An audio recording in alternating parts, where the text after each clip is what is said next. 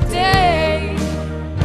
We're together and now we're here to say, united we will be the change.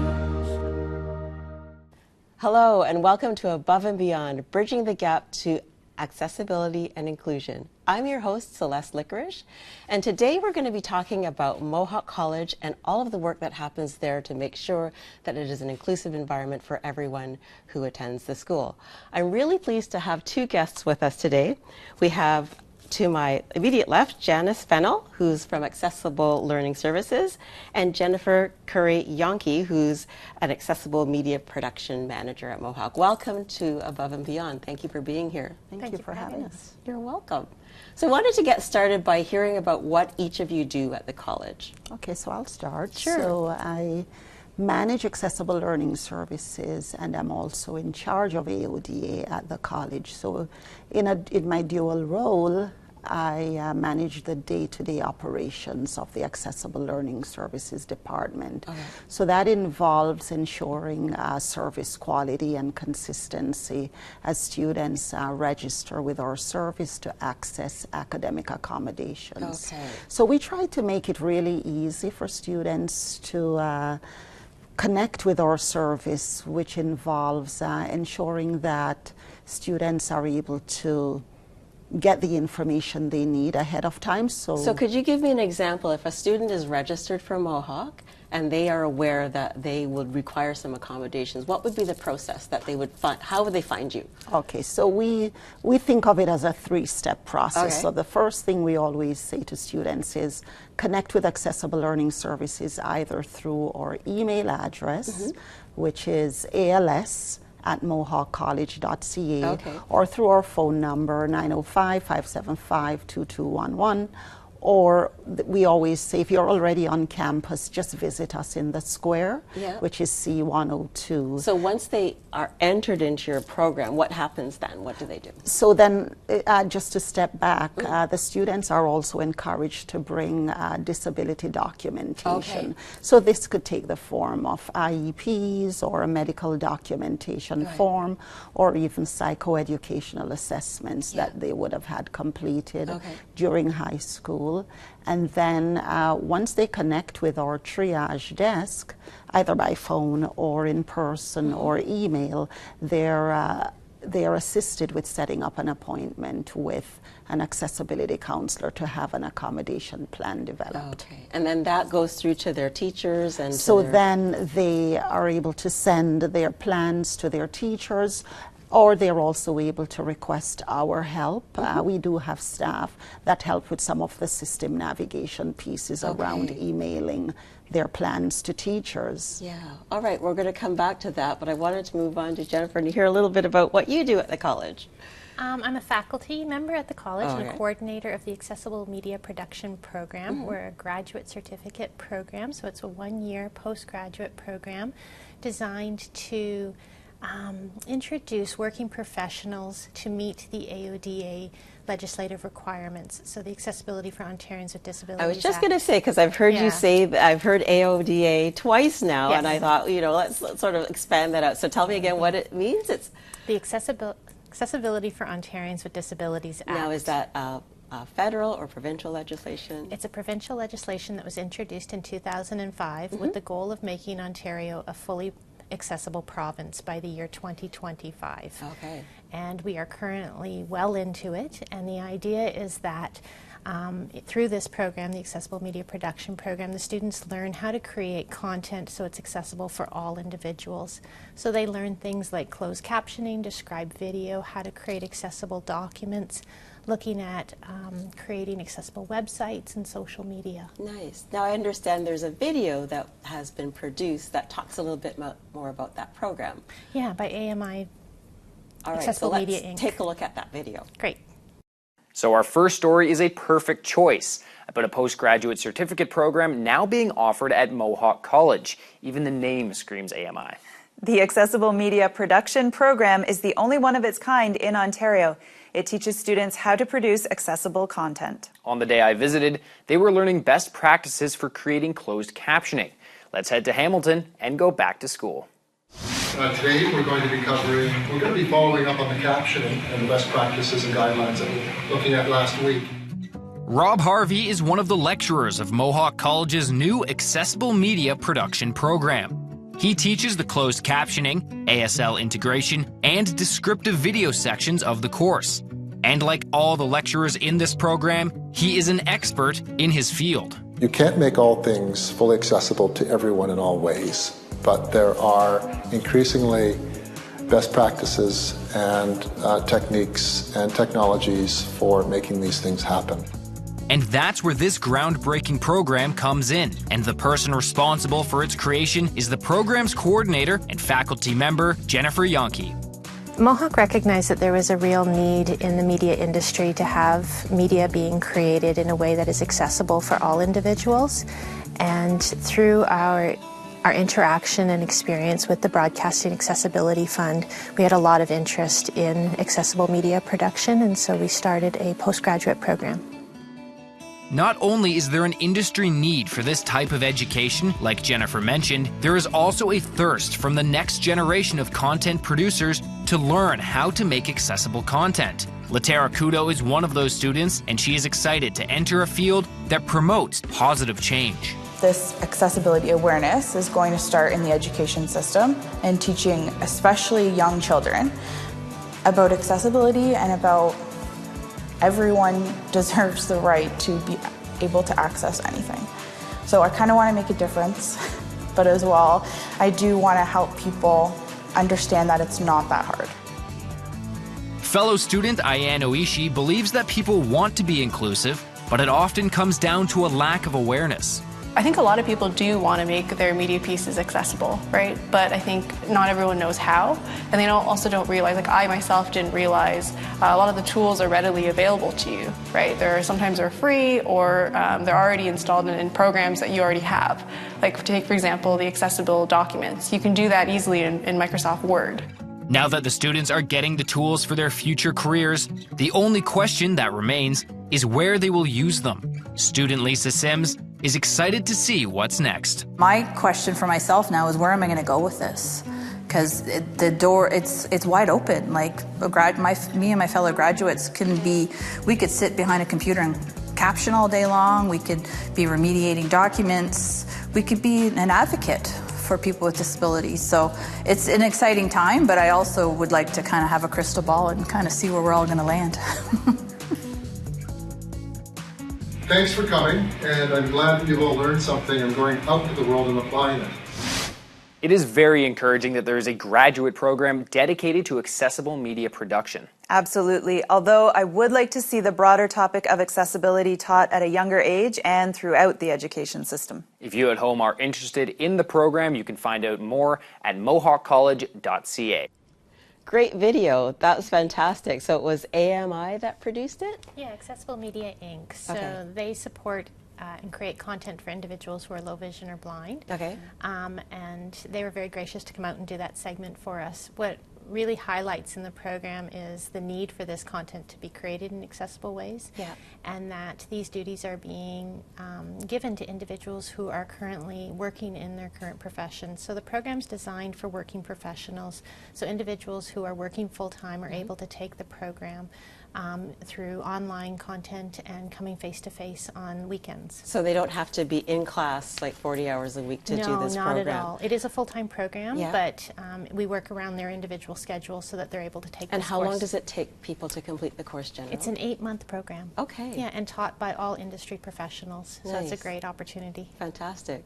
So Janice, did you want to add something more about I what wanted to add that a program such as Jen mentioned, it really furthers the accessibility mandate at the college. And in my role as the manager for AODA, I'm responsible for the implementation of our AODA mandate. So you actually have two roles. So part of it is overseeing, and then part of it is the AODA, making sure that it's being implemented. Right. So we do that in my role managing the AODA. We have a multi-year plan that outlines the deliverables and just some of the initiatives that are taking place to support implementation. So you keep of the people on AODA time mandate. and task for making sure that it gets where it's supposed to be. In Almost like the AODA police. Oh, okay. Well, as long as you're not handcuffing people, we're all good. So right.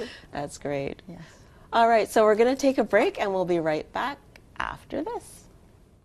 1, 2. Good rhythm back and forth.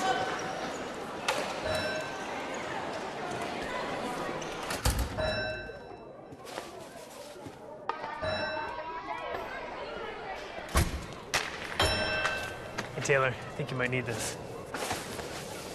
Thanks. Rebound, scores, Taylor Hall! And welcome back to Above and Beyond. So before the break, we were talking a little bit about your role as AODA manager at Mohawk College. And I wanted to talk a little bit about the legislation and what it means and how it's implemented. Okay.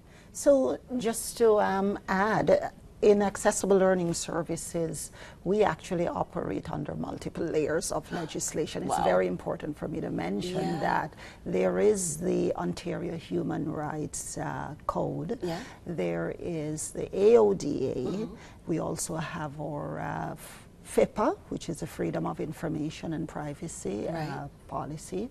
We have our internal policies as well that govern our work. So in terms of the AODA, we have a structure that includes having an AODA steering committee, and that committee is chaired by our Dean of Students, Tim Fricker, and our Chief HR Officer, Karen Pashley. And then we have senior administrators from all of our functional areas in the college. We also have an AODA advisory committee. Jen sits on the advisory committee. I chair the advisory committee. And we also have 2 subcommittees, a built environment subcommittee and also a universal design for learning subcommittee. Wow, so there are a lot of committees that structure. Right, and it's all aimed at ensuring that we're identifying, preventing, and removing barriers to access. So how does information come through the committees to be sort of handled and dealt with? Like, so give me an example, say, from built environment. Okay, so the built environment is actually chaired by someone who is an engineer, an engineer at the college. And so we'll meet as a committee and we'll discuss issues that we might have even received, feedback from some of our stakeholders in terms of issues that exist in the physical environment. Or it could even be issues outside that came out of an audit. We had a built environment So give me an example audit. of what, because we talk about the built environment, are we talking about trip and fall hazards? Are we talking about handrails? Like what kinds of things? It could be handrails. We've also been dealing with renovating washrooms to make them more accessible but also ensuring that we are meeting the AODA standards, but we're also exceeding those standards. Yeah, so you're using that as just the bare It's minimum. just a baseline. The baseline. It's a baseline. So in actual fact, I find that accessibility has become an embodied part of our environment at Mohawk College. And when we were talking before, Jennifer, you used an expression that was more about, I think you said usability more than moving beyond just accessibility. Talk a little bit about that. At the college, we don't want the focus to be on disability. We want the focus to be moving from accessibility to usability. Of course, we want the college to be accessible for people with disabilities, but really we want the college to be usable for all of our constituents that come to the college. So all of our students, all of our staff, all of our visitors, our volunteers. And so we're working not only through the committees Jan has mentioned to make the college fully accessible, but we're also looking at it in our classrooms. So as a faculty member, when I'm building a course, I look at that course and how can I design that course so that it meets all individuals' learning needs. So not only students who are low vision or blind or hard of hearing or who have a difficulty coming to class physically, but also students that might struggle with mental health or anxiety or have a learning disability. And then for students that just are unique. You know, we have a lot of students that are returning to college for the first time, and they're juggling full-time jobs and family life, and how can we meet their learning needs? So what are some ways that you're able to actualize this in the classroom? Because it sounds like it would be a very different classroom than when I was in a classroom. There's a teacher or a lecturer at the front, and they're just sort of giving you instructions. So what would a more usable classroom scenario look like? We follow the principles of universal design for learning. So we look at our classroom environment, and who's using that classroom environment, and how can we best meet their learning needs. So we offer our students online platforms through our eLearn platform, our learning management system. Students can access their notes in advance of class. They can watch videos, they can read information prior to coming class, they have access to professors. Do they have to physically be in the classroom, if that's... It depends on the class. So we at Mohawk, we are definitely dedicated towards a blended learning environment. So we have in-class and online classroom platforms, and we encourage the students to access both as much as possible. I mean, as much as we can offer them online, there's nothing that beats that face-to-face discussions, but we want to work with the students and meet their individual learning needs. So we're trying to move away from the individual accommodations that Accessible Learning Services offers, and will always offer, but we want to see if we can meet some of their learning needs right up front before they have to go and seek out individual accommodations. So that leads me to another question. So when people come to your department and they say, I require this accommodation, is there a connection between your departments to say, well, we have this set or these types of things that people require to be able to be successful, and how you then incorporate them into the classroom learning? So what we do is we collect data, and we share that with our teaching faculty as much as possible to say, if you have, for example, 10 students requiring an eLearn quiz to be open for an unlimited amount of time or for an extended period, wouldn't it just make more sense to make that available to the entire classroom? So we find that we're able to use some of the data that we've collected to support faculty in just thinking of more flexible and creative ways to ensure that all learners in the classroom are able to have the same opportunities. And the same experience. And the same experience. And not feel like it's set aside or special in a way that sort of separates people. And we also recognize that in as much as we see a growing number of students register for services, I anticipate that there are even more students who could have benefited but haven't come forward. Yeah, so you had given me this little card earlier that talks about if you're a confirmed Mohawk College applicant and know or suspect you have a disability, which means that some students, to your point, might not even have something identified yet, but suspect. So this really opens the door for people who are maybe not sure. Right, and then we add that sociocultural layer where, you know, depending on where a student might have originated from, disability might not be a salient part of their identity. So they might not even consider that, oh, actually I do have a disability or an area of challenge that I should ask for and I help guess, for. you know, when you talk about usability, that there's a lot of stigma associated, especially if you don't have a cultural background that accepts disabilities or differences in ability as something that is just part of life.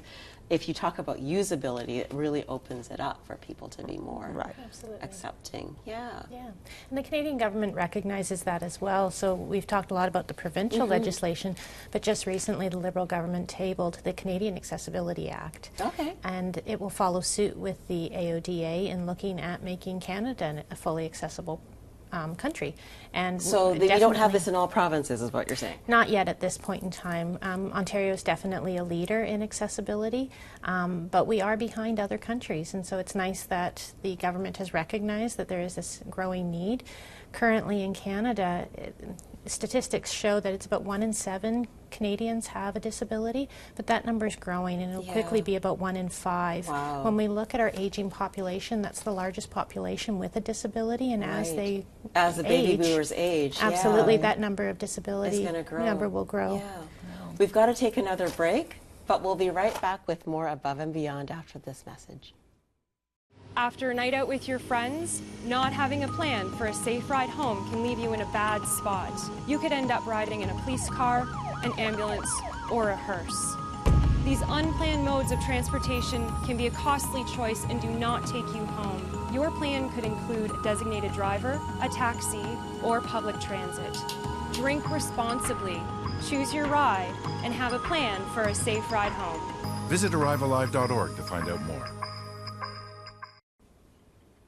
And we're back. So we're going to continue our conversation about the committee work that happens at Mohawk and how there's a committee that you both intersect and sit on. So tell us a little bit about that committee, what it does and how so it under works. the AODA, there's the Integrated Accessibility Standards Regulations. That's a long mouthful. It is. We call it the IASR. Okay. And under there, it looks at different areas in the province where people need to address the accessibility issues that come up. Okay. And the one that Janice and I currently sit on is in development, and it's called the Education Standards Development Committee, and it's made up of educators across the province that are looking at ways to make the post-secondary education environment accessible, as well as another committee that looks at the kindergarten to grade 12 environment and making it accessible. And then I also sit on the transition between those two environments. Okay. And we really want the education environment to be fully accessible because education's the great equalizer. So and we you're want looking at having this happen from earlier stages right through.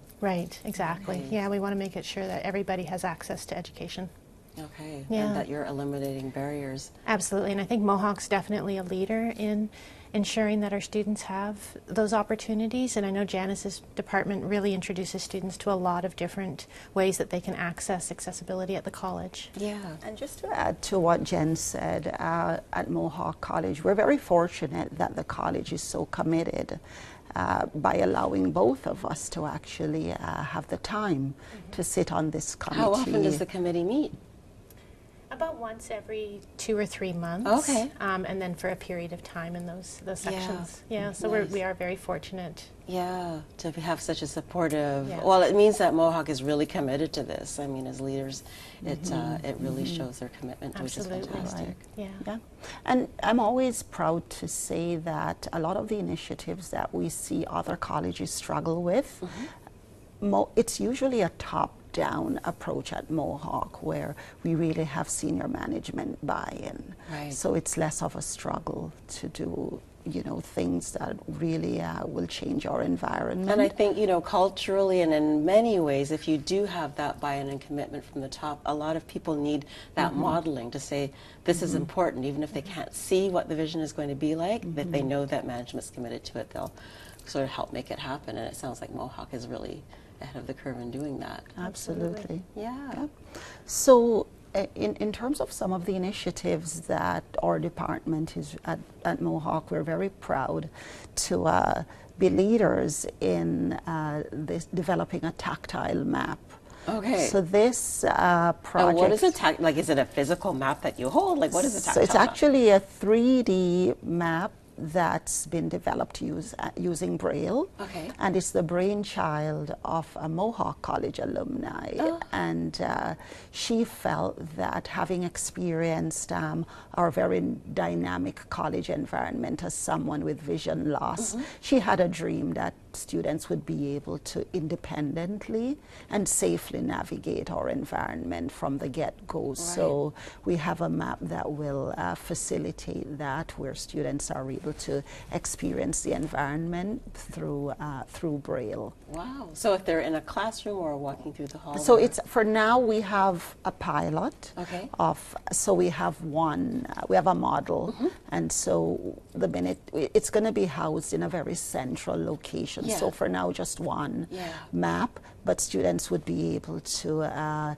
use the map to determine it supports wayfinding. Yeah. How do I get to From the A point A to- wing? How do right. I get to the B wing? How do I get from point A to point B? Wow, that's fantastic. What a great, and it came from a student, which I love, like an alumni who said this is Right, and also the The pieces for the map was actually developed by our Additive Manufacturing Innovation Center. So you're able to do it all in-house? In partnership, and we had some support from the CNIB as well. So it's really a community project to be proud of. Yeah. At Mohawk, we also have the Accessibility Awareness Day, and that's a student-led initiative, and we're also very fortunate to have the support of our ambassador and employee at the college, Anthony Frizina. He supports that initiative as well, and so we have that event usually in March every year, and that we bring in a number of community stakeholders, and they speak about their services. We also have our Project Connect, and that's our summer transition program. So what does Project Connect do? It's for incoming students? It's our transition program designed for incoming students and really helping them to get oriented to moving from secondary to our college environment. So even having them exposed to self-advocacy where they no longer have the support of some of their teachers who have been with them in secondary and advocating for them. We also expose them to time management and technology sessions. So it just gets them acclimatized before they're actually in campus. Right. So can they bring their parents? Or my favorite thing is having the parents and caregivers actually attend, and I facilitate that session, and just seeing that light bulb go off for parents who realize my child will be okay. There are a number of resources here. I now have a better sense for what's available to them. So it really is a family journey transition. So we're very proud to have that. That's fantastic. And in your program, Jennifer, do you have some high points or things that when you see your students go through that really make your heart sing and you say, yes, this is the right thing to be doing? Yeah, you know what, our students are working professionals, and so they come in with such a wealth of experience and knowledge, and to see them truly grasp the concept of accessibility and usability and how they can take that over and carry it into their workplace environment and then make the change there. So they're huge advocates for change, and I think they're going to be champions for accessibility as they move on, and I look forward to our next cohort of students coming in January of 2019. And so it's just a very exciting time. We're at the cusp of so many great changes as we implement the AODA and look towards the Canadian Accessibilities Act. There's just a lot of positivity moving forward. That's awesome. So how many cohorts have moved through? We just had our first that will be graduating this October. Oh, fantastic. Yeah, Congratulations. it is. You know, it's an unusual place to be. We have more employers asking for students than we have students. And so I look forward to the future. Great. Well, it has been wonderful having you both on the show. I know we're going to be showing how to get in touch with both of you, but thank you so much for coming to Above and Beyond and to share all of the wonderful activities that are happening for inclusivity at Mohawk College. Thank you. So we're going to wrap up with our quote of inspiration. Optimism is the faith that leads to achievement. Nothing can be done without hope and confidence, and that's by Helen Keller. Thank you so much for joining us on this edition of Above and Beyond. We'll see you next time.